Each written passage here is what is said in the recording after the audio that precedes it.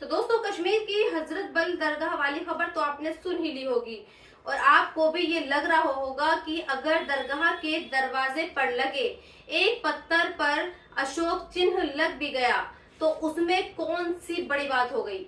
अशोक चिन्ह तो हमारी करेंसी यानी हम जिन नोटों का इस्तेमाल चीजों को खरीदने और बेचने के लिए करते हैं उस पर भी तो लगा होता है। तो इस पर इतना बवाल क्यों है?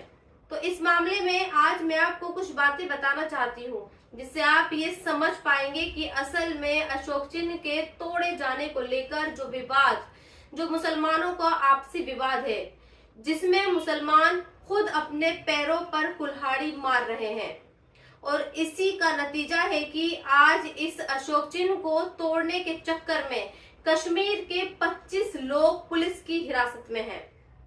आज मैं आपको ये बताती हूँ कि असल में नेशनल एम्बलम के किसी धार्मिक स्थल जैसे मस्जिद या मंदिर के उद्घाटन पट्टिका पर लगाने का कोई चलन ही नहीं है।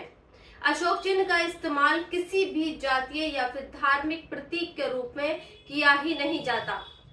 अशोक चिन्ह को सिर्फ राजकीय और ऐतिहासिक रूप से राष्ट्रीय प्रतीक के रूप में ही इस्तेमाल होता है। अब दिल्ली की जामा मस्जिद पर चले जाइए या फिर हाल ही में बने राम मंदिर में जाकर देख लीजिए, आपको वहां पर किसी भी उद्घाटन वाले स्थल पर अशोक का चिन्ह नहीं मिलेगा। तो फिर अब सवाल ये पैदा होता है कि कश्मीर की इस हजरत बल दरगाह के कामों को दिखाए जाने वाले पत्थर पर अशोक चिन्ह कैसे पहुंच गया। तो फिर इसका जवाब ये महिला है। इसका नाम दरक्षा अंद्राबी है। ये महिला जम्मू कश्मीर के वक्फ बोर्ड की चेयरमैन है। इन्होंने हजरत बल दरगाह में कुछ रिकंस्ट्रक्शन और डेवलपमेंट का कुछ काम करवाया और दुनिया को ये बताने के लिए कि दरगाह की खूबसूरती बढ़ाने के लिए जो काम किया गया वो इन्होंने ही करवाया है।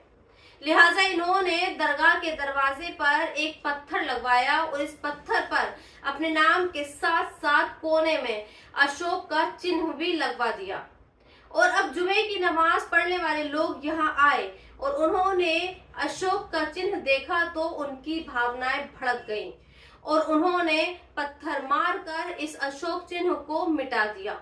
अब सोचने वाली बात यह है कि दरक्षा अंद्राबी जिन्होंने पत्थर पर अशोक चिन्ह बनवाया वो भी कश्मीरी मुसलमान हैं और जिन्होंने अशोक चिन्ह को तोड़ा वो भी कश्मीरी मुसलमान ही हैं और दोनों की ही आस्था इस हजरत बल दरगाह में है। तो क्या इस बात को दरक्षा नहीं जानती होगी?